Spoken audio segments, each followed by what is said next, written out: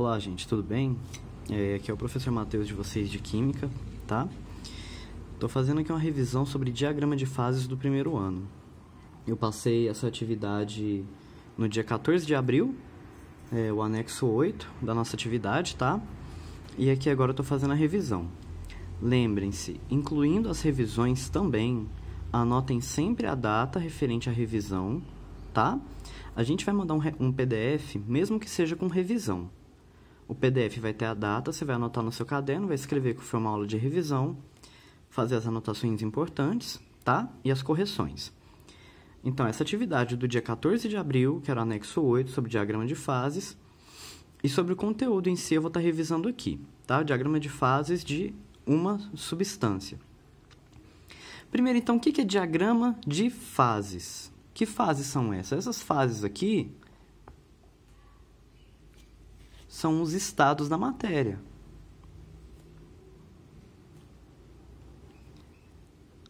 Que nós sabemos que os estados da matéria são sólido, líquido e gasoso, certo? O que o diagrama de fases traz para a gente de informação? O diagrama de fases, ele é aqui, ó, é como se ele estivesse no plano cartesiano, tá? Ele é um gráfico. Ele é um gráfico onde, aqui, no que seria o eixo Y, a gente tem a pressão, ou seja, a pressão sobe, aumenta nesse sentido, certo? E aqui no eixo X, na horizontal, eu tenho que seria a temperatura. Então, é um gráfico que relaciona a pressão com temperatura de uma substância e indica em qual estado ela está, em qual estado da matéria, se está sólida, líquida ou gasosa, de acordo com as informações que tem aqui. Então, o que eu quero dizer para vocês? Como que eu identifico alguma coisa em um gráfico, né? Bom, aqui eu não coloquei valores para ser um gráfico genérico, tá? Para a gente entender melhor. Mas vamos supor aqui que, por exemplo, eu tenho uma temperatura dessa daqui, que eu vou falar que essa temperatura aqui, por exemplo, é de 10 graus Celsius, tá? A temperatura de 10 graus Celsius, e aqui a pressão de 2 atm. Deixa eu só focar aqui para ficar direitinho. Isso. A temperatura de 10 graus Celsius é a pressão de 2 atm, ou seja, se eu pegar essa substância desse diagrama de fases, colocar lá na temperatura de 10 graus Celsius e a uma pressão de 2 atm, ela vai estar em qual estado? Sólido, líquido ou gasoso? O que você vai fazer? Você vai traçar as linhas aqui para ver onde elas se encontram. Temperatura de 10 graus Celsius, a pressão de 2 atm. Você acha a coordenada aqui. Opa!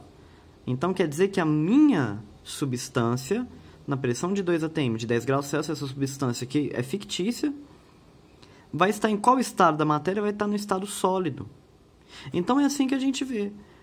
Se a gente souber a pressão em que tiver aquela substância e a temperatura, olhando no diagrama de fases dela, eu sei dizer qual é o estado em que ela se encontra, certo? Sem precisar colocar ela naquelas condições, tá? Colocando aqui, por exemplo, vamos dizer que aqui eu tenho uma temperatura de 80 graus Celsius. 80 graus Celsius é uma pressão de 3 atm.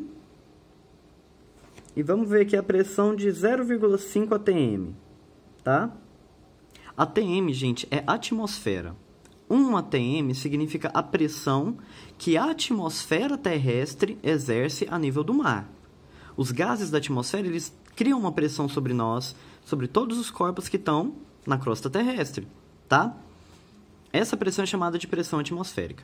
Então, vamos ver nesses dois casos aqui, ó. A temperatura de 80 graus Celsius.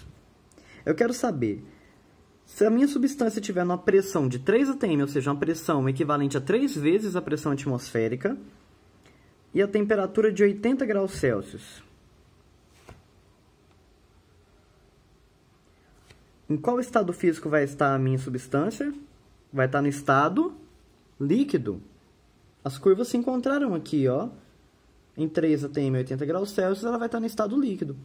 E se for em 0,5 atm, ou seja, que é a metade da pressão atmosférica na temperatura de 80 graus Celsius, em uma pressão menor, ela não vai mais estar no estado líquido, ela vai estar no estado gasoso. Uai, professor, mas então a pressão influencia no estado da matéria? Sim. Como que ela influencia? A influência da pressão no estado da matéria. Na atividade do dia 14 de abril, eu até perguntei para vocês, lá na número 1, como a pressão influencia no estado da matéria. Olha aqui, lembrando que aqui eu tenho a menor pressão, como se fosse 0 aqui, e ela vai subindo conforme essa escala. Se eu estou no estado sólido e eu diminuo a pressão, eu posso passar para o estado gasoso. Se eu estiver nessa temperatura aqui para trás, certo? Ó, olhando essa temperatura aqui, se eu estiver nessa temperatura, vamos dizer que eu não estou mexendo na temperatura, vamos dizer que essa temperatura é de 10 graus Celsius, e eu tenho ali um objeto, um material, que ele se encontra sólido a 2 atm. Se eu abaixar essa pressão, o que pode acontecer? A transformação de fase que a gente chama de sublimação. Sublimação não é passagem do estado sólido direto para o gasoso? Então é isso. Diminuindo a pressão, eu posso fazer uma transformação de fase, passando do sólido para o gasoso. Mesma coisa aqui em cima. Aqui, a pressão de 3 atm, mas a temperatura de 80 graus Celsius está no estado líquido. Se eu diminuo a pressão, mesmo mantendo a temperatura em 80 graus Celsius, colocando aqui, por exemplo, como a gente colocou em 0,5 atm, eu passo do líquido para o gasoso. Ou seja, essa passagem do líquido para o gasoso, ela não é a vaporização? E do gasoso para o líquido não é a condensação? Então, cada curva dessa daqui indica uma transformação de fase. Essa rosa indica a solidificação, ou seja, quando eu passo do líquido para o sólido, ou a fusão, que é do sólido para o líquido. Então, eu posso vir daqui para cá e daqui para cá, certo? Quando eu saio do sólido para o líquido é fusão, e do líquido para o sólido é solidificação. Quando eu passo do gasoso para o líquido, é chamado de condensação. E quando eu passo do líquido para o gasoso, é chamado de vaporização. E aqui, quando eu passo do gasoso para o sólido, e do sólido para o gasoso também, as duas transformações são chamadas de sublimação. Então, gente, como que a pressão consegue fazer isso?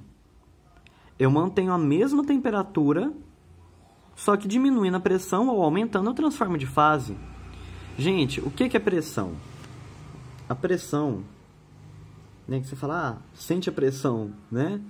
O que é a pressão? A pressão ela é uma força, aqui ó, P de pressão, é uma força exercida sobre uma área, tá?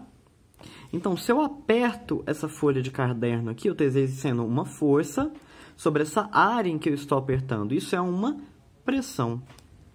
Vamos imaginar agora esse material que eu estou estudando. Vamos imaginar aqui, rapidamente, ele nos 3 estados físicos.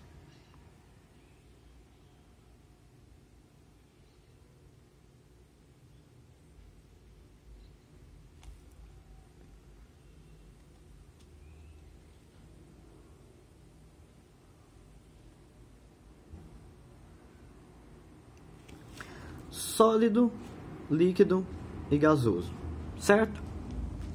No estado sólido, como a gente viu, as partículas que formam uma substância, elas estão muito juntinhas umas das outras. Elas estão próximas. O que é aqui? Aqui eu tenho um movimento dessas partículas bem reduzido. As partículas estão vibrando bem devagarzinho, como eu falei. Se eu tenho uma caneta, se eu tenho um papel, as partículas aqui elas estão em movimento. Só que depende da agitação dessas moléculas, vai me dizer qual que é o estado físico dessa matéria. Por exemplo, aqui, esse plástico, ele está no estado sólido. Então, quer dizer que o movimento aqui no estado sólido é reduzido. O movimento dessas partículas aqui dentro, o que acontece? Não é suficiente para ela estar no estado líquido ou gasoso. Se eu passo para o estado líquido, igual, por exemplo, aqui a água, ó, vamos comparar aqui o vidro. O vidro está no estado sólido, não é? O vidro, essas moléculas de vidro que você vê elas se movimentando conforme eu giro aqui, a estrutura do vidro continua a mesma. Só que a água, se eu giro, ó, tá vendo? O próprio corpo, a própria água movimenta.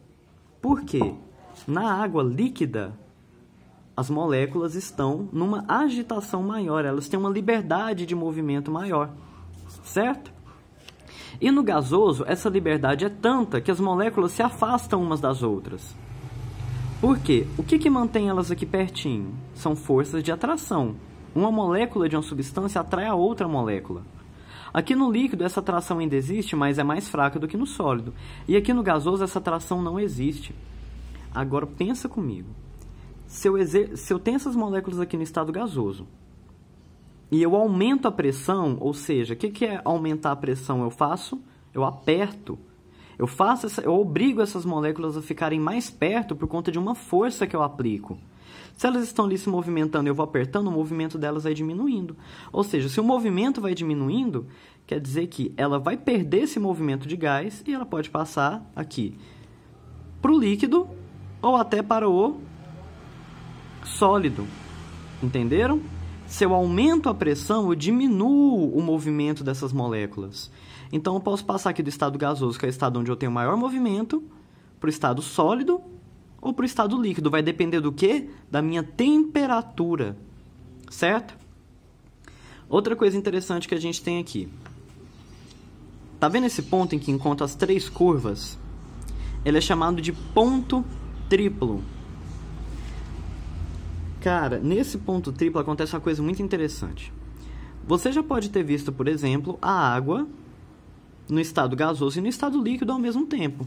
Ué, professor, como? Quando você está cozinhando, você coloca uma água ali para ferver, a água está no estado líquido, certo? Você vai aumentando a temperatura, ela vai para o estado gasoso. Então, ela passa do líquido para o gasoso, você vai aumentando a temperatura, ela passa do líquido para o gasoso, certo? Aqui é a curva que termina o estado líquido, tá? Depois disso aqui é tudo gasoso. Então, você está vendo água líquida e gasosa existindo ao mesmo tempo. Você também já viu sólido e líquido existindo ao mesmo tempo, quando o gelo começa a derreter. Quando o gelo começa a derreter, você tem ali a água, por exemplo, no estado sólido e no estado líquido ao mesmo tempo, tá? Sólido e gasoso já é mais difícil. Mas, por exemplo, sabe aquelas naftalinas? Aqueles comprimidinhos que tem aquele cheiro forte que a gente compra para espantar barata, essas coisas? Como que funciona a naftalina? Você já viu que conforme você deixa do lado de fora do saquinho, né, deixa dentro do guarda-roupa, aquilo que é um sólido vai diminuindo de tamanho e o cheiro dela vai aumentando cada vez mais? É uma passagem do sólido para o gasoso direto. A naftalina, ela é um comprimidinho em estado sólido, e aí ela vai liberando diretamente desse sólido gases, ou seja, vai sendo transformado para o estado gasoso. Só que nesse ponto triplo, gente, existem os três estados da matéria coexistem ao mesmo tempo. E detalhe, esse ponto triplo aqui, ele só tem um para cada substância.